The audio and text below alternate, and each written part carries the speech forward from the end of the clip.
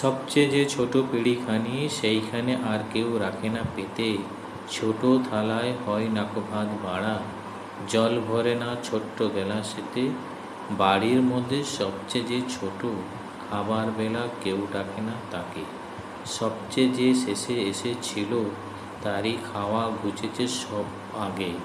সবচেয়ে যে অল্প ছিল খুশি, খুশি ছিল ঘেঁষাঘেঁষির ঘরে, সে গেছে হায় হাওয়ায় সঙ্গে মিশে। দিয়ে গেছে জায়গা খালি করে, ছেড়ে গেছে পুতুল পুতির মালা, ছেড়ে গেছে মায়ের কোলের দাবি। ভয় তরাসে ছিল যে সবচেয়ে, সেই খুলেছে আদার ঘরের চাবি।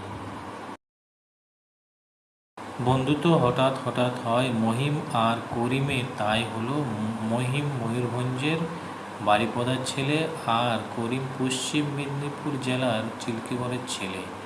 মহিমের মামা আর করিমের চাচা থাকেন পুরুলিয়ায়।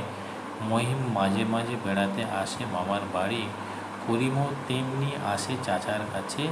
অযোধ্যা পাহাড়ে ওরা বেড়াতে এসেছিল এবং সেখানেই ওদের মধ্যে ভাব হলো পাথরের জিনিস কেনবার সময়।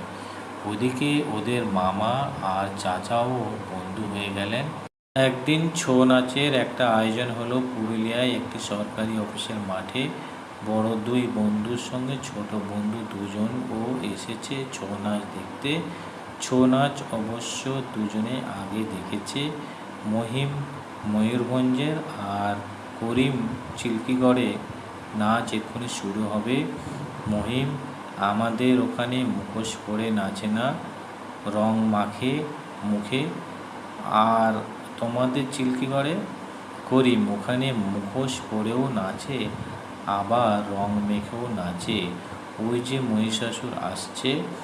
মহিম: বাব্বা, কি ভয়ঙ্কর লাগছে মহিষাসুরকে!